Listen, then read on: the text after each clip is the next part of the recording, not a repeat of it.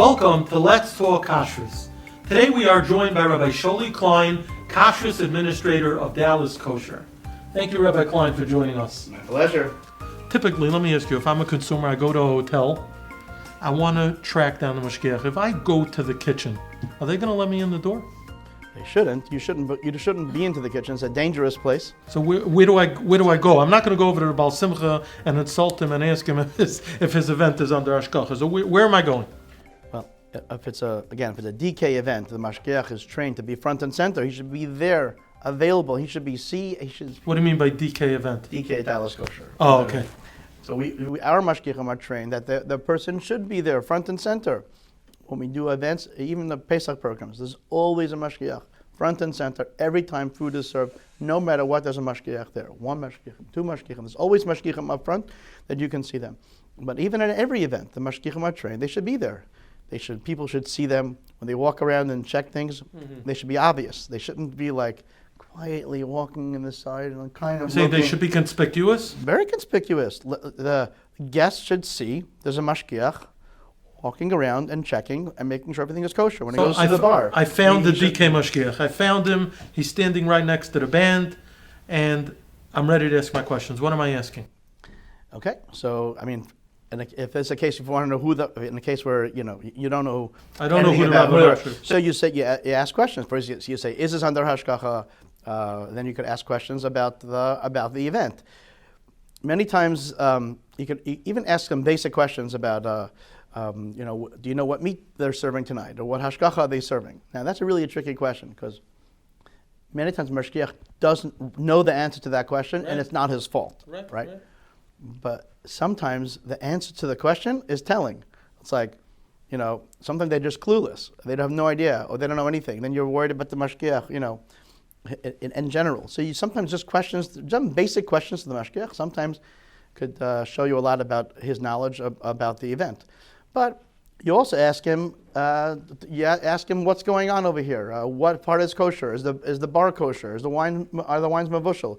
You could ask some basic questions, and sometimes a lack of an answer or a puzzled answer could make you suspicious, and maybe ask for further questions. I guess you could also ask him if there's an event with a sushi bar, a liquor bar, a cigar rolling bar, or this bar, that bar. I could ask him. Coffee bar, right. Coffee bar. Are they all under his supervision? Right. That would be a good question. That's not right. It's not a bad question.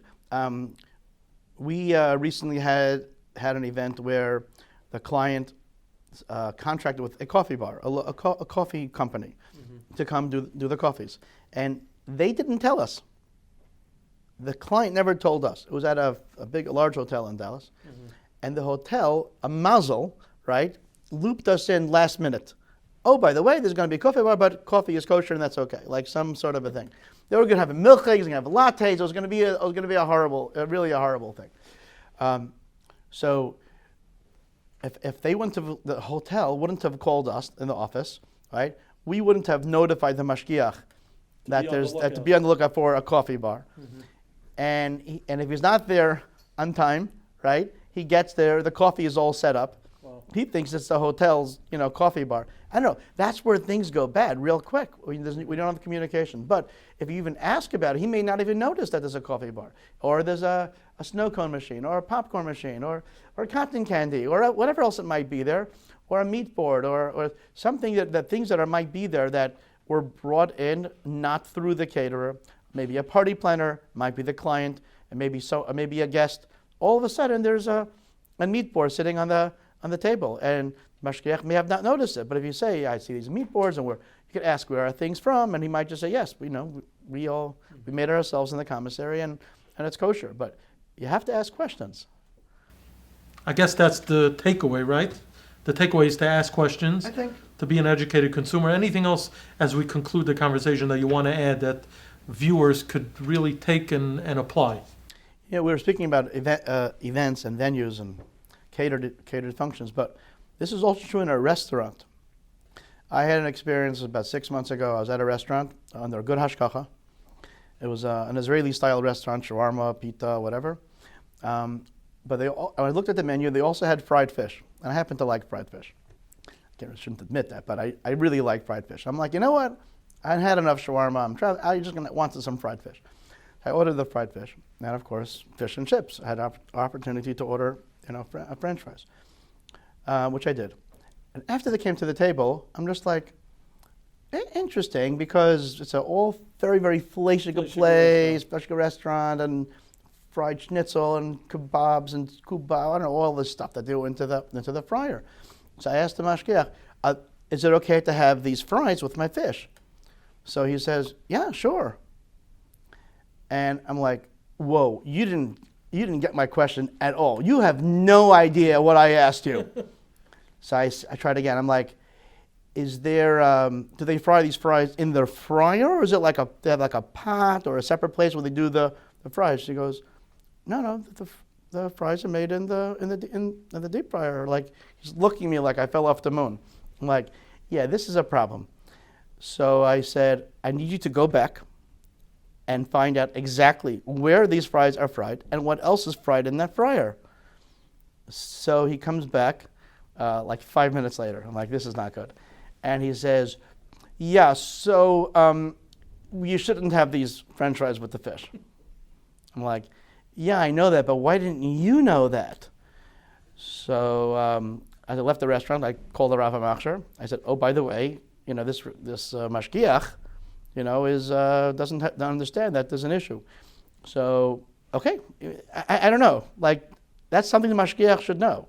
This is a really big deal. When it comes to fish and meat products and parve items, you really have to know if they're set up properly. If they go ahead and make, baba ganoush. Baba ganoush is a very popular item. Sure. You know how baba ganoush is made? It starts out with an eggplant, right? Mm-hmm. Do you know that they grill the eggplant first? Right. They take a whole eggplant, put it onto the grill, the fleishige grill, and they cook it until it kind of collapses on itself. Then they scoop out the eggplant, and then they add mayonnaise and make baba ganoush. That's 6 hours fleishigs. Right. If you're eating that with your fish, it's a problem. If you're eating it, your fleishigs. Right, and your fleishigs. If you bought a thing of baba ganoush, you brought it home, and you had it with some crackers, your fleishigs. Right? Or they have, a lot of time they grilled vegetables, right? They do that also. So they have grilled vegetables. If you want your grilled vegetables with your fish, because you're trying to be healthy, the grilled vegetables are probably 6 hours fleishigs. Forget not being able to eat it with your fish. You also fleishigs. These are real issues. So many times they're just clueless. I mean, even a good hashgacha, the hashgacha is only good as its weakest link. Right, the Mashgiach is one that has to enforce this. So you have to check, like, if there's crispy onions on your fish or on your plate, or baba ganoush or grilled vegetables, anything that may have come from a grill or from a pot, you need to be careful with that and to make sure that you're okay.